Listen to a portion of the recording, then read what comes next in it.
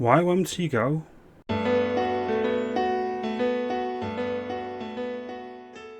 Good evening, thank you for watching, it is appreciated. Keir Starmer won't go despite the Morgan McSweeney, Epstein and Peter Mandelson scandal, and I want to get into this and discuss it in a bit of detail. The first thing we need to know is the comms director at 10 Downing Street, if you can call it that, Tim Allen. He has resigned today, and we had Morgan McSweeney, the ginger. We had him resign over the weekend. He was the architect, if you can call it that, of the loveless landslide that Keir Starmer got in 2024. Any analyst will tell you that they didn't really do anything remarkable, and that was the whole point. The election in 2019, led by Jeremy Corbyn against Boris Johnson, meant that Labour got more votes in 2019 than they did in 2024.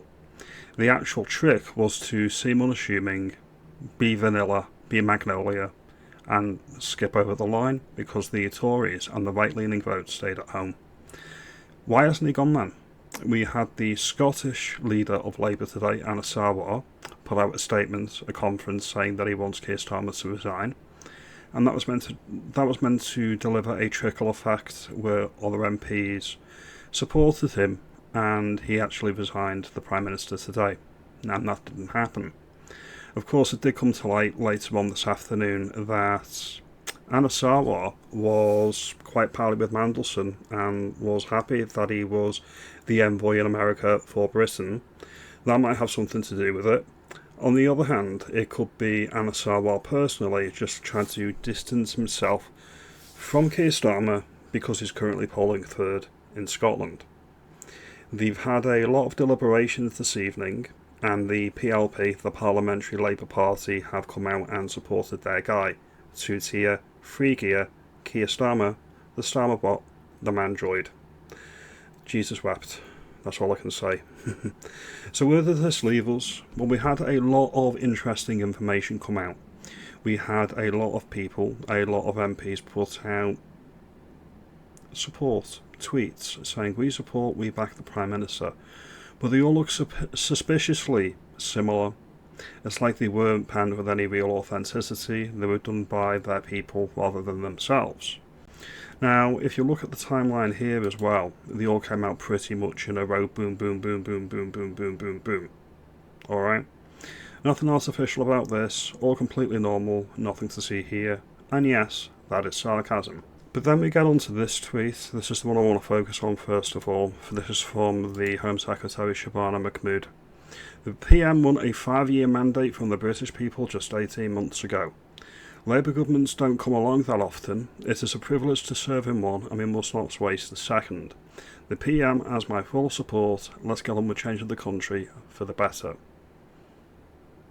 Okay, just about that, Shabana. Just about that. That's not how it works. That's not how any of this works. We have a parliamentary system in Britain, in the United Kingdom, not a presidential system. The Prime Minister is first among equals. He is no better, no worse than any other MP. They are all the same. The Labour Party in Parliament could topple the Prime Minister and install a new Prime Minister.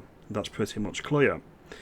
Keir Starmer has threatened to call a general election to sort of try to whip his MPs into position to support him.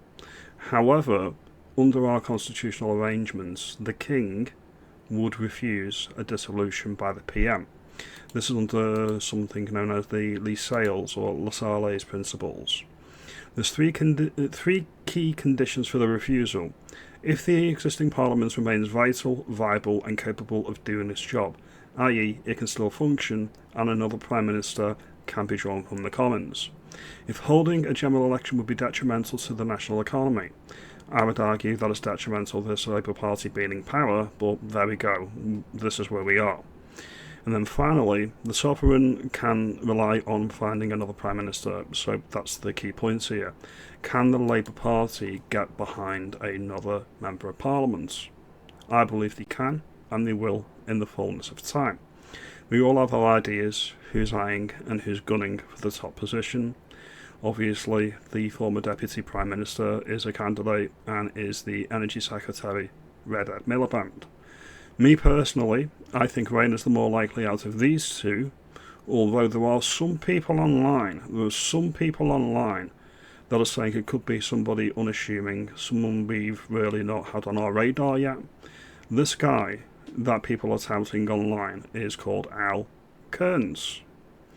This guy is from Aberdeen. He's a Birmingham MP. He's a former serviceman, a military veteran, and he could fly under the radar and he could surprise everybody. That would be my view. My view is it's still likely going to be Growler, Ginger Growler. That would be my bet. However, Al Kearns, he wasn't on my radar until today, so we may have a surprise or two. Now, I did put out a poll on my channel asking my followers and subscribers who they thought was going to be the Prime Minister or the next Prime Minister. Most people plumped for Rayner. And I also asked, do we think two-tier Keir is actually going to wait, or they're going to wait to depose him until after the May elections? The argument for that would be that if they pull a new leader in now, although the process isn't as streamlined as it is with the Tories, it is quite long-winded, the Prime Minister would have to resign, then the governing body, the NEC, would have to get involved, and then it would eventually go to the members and trade unions. That takes time, and then we'd have to summon through Deputy Prime Minister David Lammy in the interim. So it is quite cumbersome, so it's not as easy as one may seem. However, getting that new leader in before May would be...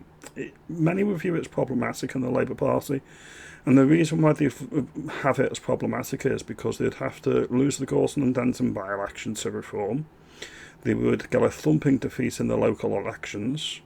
They'd probably get trounced in the Senate and the Holyrood elections as well. Would they want to put all of this on a new leader? That remains before the jury. As I say, the majority of my viewers think he won't last. I will be the contrarian then, and I will say, realistically, we're probably stuck with him for a while longer. As always, your mileage may vary. Like and subscribe, do all that good stuff, and I'll see you in the next video. You have a good day and thank you for your time.